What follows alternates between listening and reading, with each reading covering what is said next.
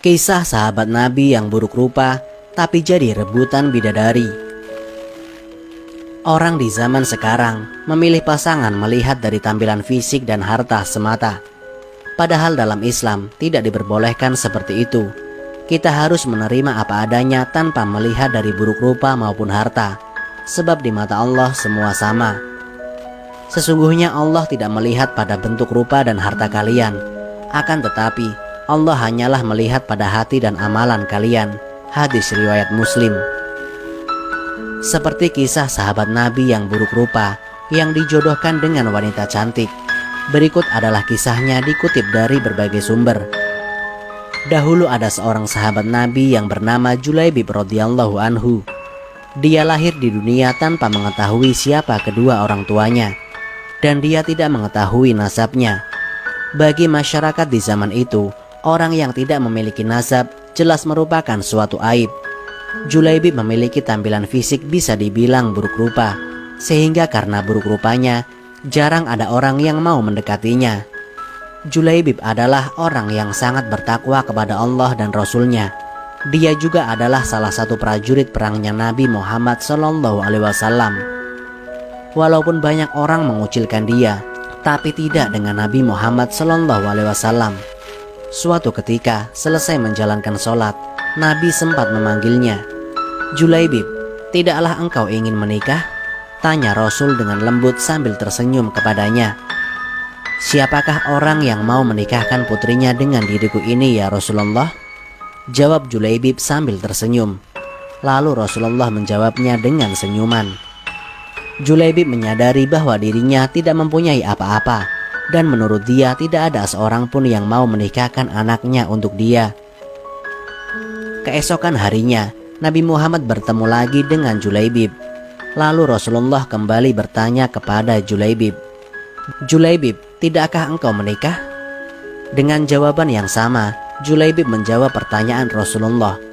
Sampai pada akhirnya, Nabi Muhammad menarik tangan Julaibib dan mengajaknya ke suatu rumah pemimpin Ansor yang dikenal mempunyai anak yang sangat cantik. Setibanya di rumah pemimpin Ansor, Nabi Muhammad bertemu dengan ayah dari wanita cantik itu, dan Rasulullah mengatakan, "Aku ingin menikahkan putri kalian," kata Rasulullah pada si pemilik rumah. Melihat perkataan Rasulullah yang ingin menikahi anaknya, sang pemimpin Ansor itu pun senang. Betapa indahnya dan betapa berkahnya. Jawaban pemimpin Ansor dengan wajah yang senang, mengira bahwa sang nabilah calon menantunya. "Ya Rasulullah, ini sungguh akan menjadi cahaya yang menyingkirkan temaram di rumah kami." "Tetapi bukan untukku, melainkan untuk Julaibib," ujar Rasulullah. Sang pemimpin Ansor itu pun kaget mengetahui bahwa anaknya akan dinikahi oleh laki-laki buruk rupa yang tidak diketahui nasabnya, dan langsung mengatakan bahwa dia harus mempertimbangkan dengan istrinya. "Ya Rasulullah, saya harus meminta pertimbangan istri saya tentang hal ini," kata pemimpin Ansor. Dengan Julaibib, istrinya menjawab, "Bagaimana bisa?" Julaibib berwajah jelek, tidak bernasab, tidak berkabilah, tidak berpangkat, dan tidak berharta. Demi Allah tidak akan pernah putri kita menikah dengan Julaibib. Mendengar perdebatan itu, sang perempuan yang cantik anak dari pemimpin Ansor itu pun keluar dan mengatakan, "Siapa yang meminta?" Lalu sang ayah dan sang ibunya pun menjelaskan. Perempuan yang cantik ini memang dikenal solehah, yang sangat mengerti dengan agama. "Apakah kalian hendak menolak permintaan Rasulullah? Demi Allah, kirim aku kepadanya. Dan demi Allah, karena Rasulullah yang meminta, maka tiada akan membawa kehancuran dan kerugian bagiku." Perempuan soleha itu lalu membaca ayat yang artinya, "Dan tidaklah patut bagi lelaki beriman dan perempuan beriman, apabila Allah dan Rasul-Nya telah menetapkan suatu ketetapan, akan ada bagi mereka pilihan lain tentang urusan mereka. Dan barang siapa mendurhakai Allah dan Rasul-Nya, maka sungguhlah dia telah sesat yang nyata." Quran Surat Al-Ahzab 36. Mendengar jawaban dari perempuan cantik nan soleh itu, Nabi Muhammad pun tertunduk lalu mendoakan sang perempuan itu.